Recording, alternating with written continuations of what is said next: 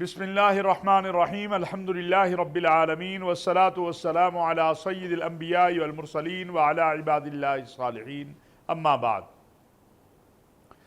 قال اللہ تبارک وتعالی فی القرآن الکریم واعتصموا بحبل اللہ جمیعا ولا تفرقوا واذکروا نعمت اللہ علیکم اذ کنتم اعداء فألف بین قلوبکم فاصبحتم بنعمتہ اخوانا صدق اللہ مولانا العظیم۔ میرے واجب الاحترام ناظرین و سامعین، السلام علیکم ورحمۃ اللہ وبرکاتہ۔ ناظرین، رسول اکرم صلی اللہ علیہ وسلم کا فرمان ہے کہ من صلی علی مرۃ فتح اللہ لہ بابا من العافیہ، جو مجھ پر ایک بار درود شریف پڑھتا ہے۔ اللہ اکبر! کتنے بار؟ ایک بار۔ کیا کہا جس نے؟ صلی اللہ علیہ وسلم۔ میرا خیال ہے 2 سیکنڈ بھی نہیں لگتے ہوں گے اگر کوئی انسان پوری گہرائی سے، دل کے ساتھ، اطمینان کے ساتھ یہ سمجھتے ہوئے کہ میں اپنے آقا علیہ السلام کی خدمت میں ہدیہ بھیجنے لگا ہوں، تو من صلی علی مرۃ فتح اللہ لہ بابا من العافیہ، اس کو سمجھتے ہوئے یہ کہہ دے صلی اللہ علیہ وسلم، تو اس کے لیے عافیت کے اللہ دروازے کھول دے گا۔ ہمیں دعا میں بھی عافیت مانگنے کو کہا گیا ہے کہ اے اللہ دنیا اور آخرت دونوں میں عافیت نصیب فرما۔ عافیت کیا ہے؟ اس میں صحت بھی ہے، شفا بھی ہے، اس میں رزق حلال بھی ہے، عزت بھی ہے، عظمت بھی ہے، اور ہر طرح کے تفکرات سے آزادی بھی ہے۔ تو درود شریف اپنی زندگی کا ہم حصہ بنا لیں۔ جو شخص ہر نماز کے بعد درود شریف کو اپنی زندگی کا حصہ بنا لے تو ذرا اندازہ لگائیے کہ عافیت کے لیے اس کے لیے کس طرح دروازے کھولے کھڑی ہوگی۔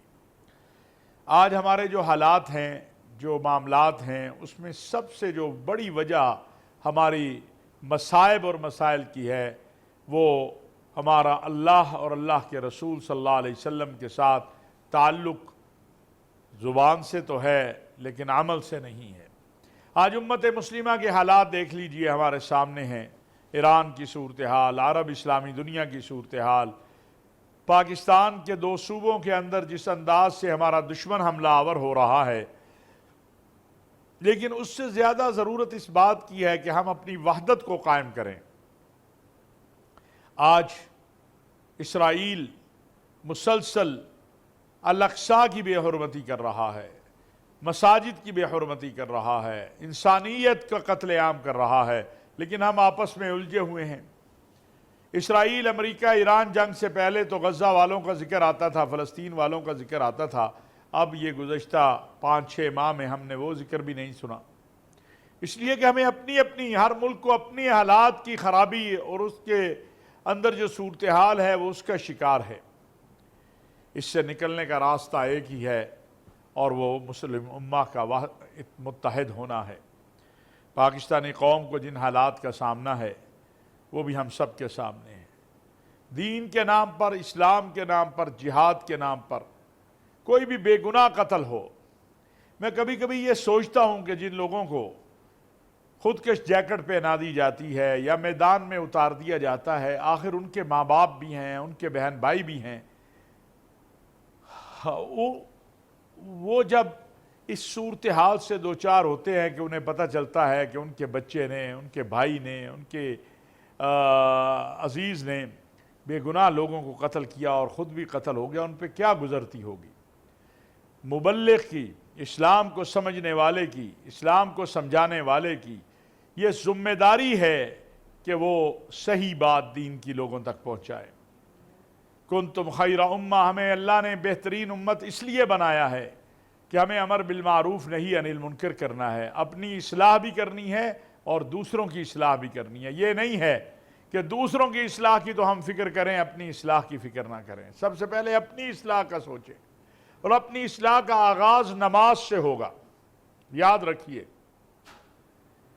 قرآن کریم میں کہا گیا ہے کہ ان الصلاۃ تنہی عن الفحشاء والمنکر، نماز ہی ہے جو آپ کو برائیوں سے، منکرات سے، فحش سے روک سکتی ہے۔ نماز، آج ہمارے سامنے وقت گزر جاتا ہے، ہم نماز ادا نہیں کرتے، سوتے رہتے ہیں، نماز ادا نہیں کرتے۔ ذرا اس کا تصور کریں کہ آج اگر وزیر اعظم، صدر، وزیر اعلیٰ، گورنر اعلان کریں کہ کوئی آدمی صبح 10 بجے 5 بجے آئے گا یا 4 بجے آئے گا یا 3 بجے، اس کے بیٹے کو نوکری بھی مل جائے گی، شفا بھی مل جائے گی، یہ بھی ہو جائے گا، تو سارے لائنوں میں کھڑے ہوں گے، سارے یہ سوچ رہے ہوں گے کہ واہ واہ، ابھی تو گورنر صاحب، وزیر اعظم صاحب، صدر صاحب حکم دیں گے، اور جو سب کا مالک ہے، قل اللہم مالک الملک تؤتی الملک من تشاء وتنزع الملک ممن تشاء وتعز من تشاء وتذل من تشاء بیدک الخیر انک علی کل شیء قدیر۔ جو عزتیں دینے والا ہے، جو عظمتیں دینے والا ہے، جو بادشاہتیں دینے والا ہے، یہ سب کچھ جس کے ایک کن کہنے سے مل جاتا ہے، وہ کیا بتا رہا ہے کہ ہماری کامیابی کس میں ہے؟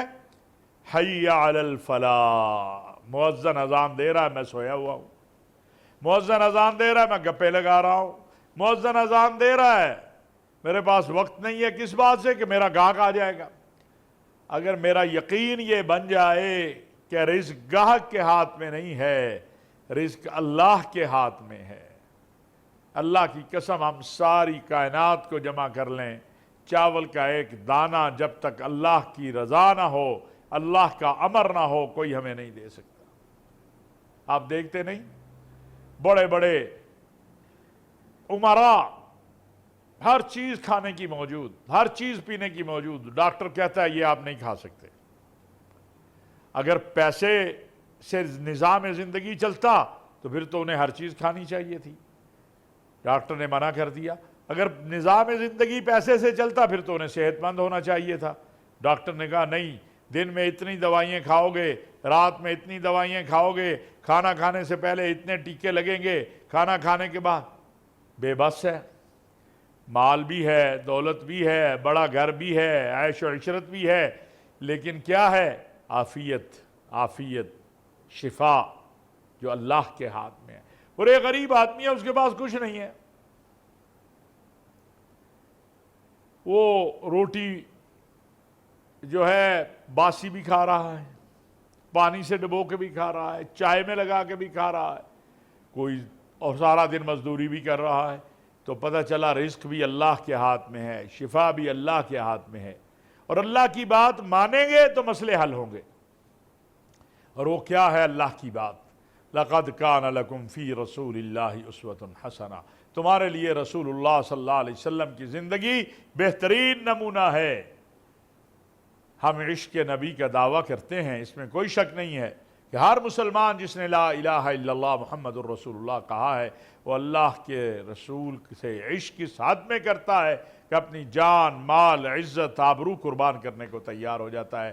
لیکن اسی اللہ کے نبی صلی اللہ علیہ وسلم نے فرمایا نماز پڑھو، جھوٹ نہ بولو، غیبت نہ کرو۔ سارا دن میں اور آپ غیبتیں کرتے، بلا وجہ کرتے، بے لذت گناہ، فائدہ ہی کوئی نہیں، فلانا ایسا، فلانا ایسا۔ بھائی وہ جیسا بھی ہے، امام احمد بن حنبل رحمۃ اللہ علیہ کو کوئی آ کے کہتا فلاں نے آپ کو گالی دی ہے، امام صاحب فرماتے اللہ اس کو جزائے خیر دے۔ کہا کہ اس نے گالی دی، آپ اس کو دعا دے رہے ہیں، تو کہا اس نے تو میرا بھلا کیا ہے گالی دے کے۔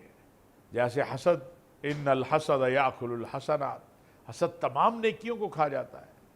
سیدنا علی کرم اللہ وجہ کا فرمان ہے کہ جو جو حسد بڑھتا ہے پھر اللہ کی نعمتیں بھی بڑھتی چلی جاتی ہیں۔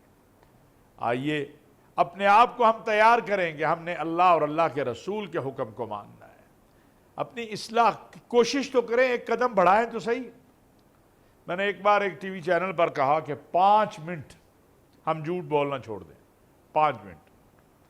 انہوں نے کہا جی کس طرح؟ میں نے کہا جی آپ طے کر لیں کہ 1 گھنٹے میں 5 منٹ خاموش رہنا ہے، اور اللہ توفیق دے تو وہ 5 منٹ ذکر کریں، اللہ کا استغفار کر لے، تسبیح کر لے۔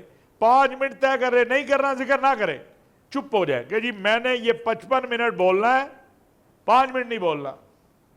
تو میں نے کہا چند دن میں آپ عادی ہو جائیں گے، پھر اگلے چند دن تیاری کریں گے میں نے 10 منٹ خاموش رہنا ہے یا ذکر کرنا ہے۔ تو میں نے کہا یہ غیبتیں جو ہم گالیاں ہیں، پتہ نہیں کیا کیا جھوٹ بولتے رہتے ہیں، اب ہمارے ہاں تو جھوٹ کی جو تعریف ہے وہ بھی کرنی پڑے گی۔ ہم عام اپنی روٹین زندگی میں کہہ دیتے ہیں بچے کو جاؤ باہر جا کے کہہ دو ابو نہیں ہے گھر میں، وہ بیچارہ کہہ دیتا ہے۔ ہوتے کہیں ہیں کہتے ہیں 5 منٹ میں آیا، جبکہ مسافت ہی آدھے گھنٹے کی ہے۔ تو اپنی زندگی میں بہتری لائیں، اپنی زندگی کو بہتر کریں، اور وہ کیسے ہوگی؟ وہ اللہ اور اللہ کے رسول کی اطاعت سے ہوگی، ہماری وحدت اور اتحاد سے ہوگی۔ اللہ رب العزت جو کہا سنا اس پر عمل کی توفیق عطا فرمائے۔ وما علینا الا البلاغ المبین۔